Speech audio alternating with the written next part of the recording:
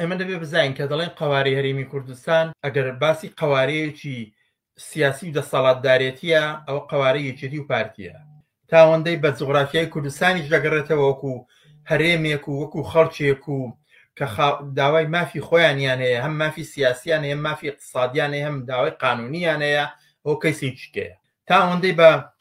لێکدانەوەی دەگەڕێتەوە کە سەرانی یەکێتی و پارتی و بەشێک لە نووسەران و قسەکەرانیان باسی دەکەن قەوارەی هەرێم دەیانەوێ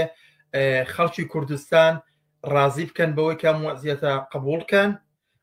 مەسەلەی موچە هیچ نییە ئەوە خەریکە قەواری هەرێمی کوردستان کەوتۆتە بەرهەڕەشە لەلایەن بەغداوە دەیانەوێ ئەو بکەن و ئەو بەڕاستی زۆرتر وەک ڕێگەیەکیشە وەک ڕێگەیەک بەدەستیەوە دەگرن کە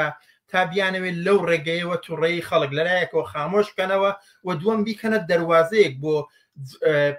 یا بە زۆرێکتوان بڵم پلانێک بۆ ئاشکردنەوەی خۆیان لەگەڵ خەڵک بەڵام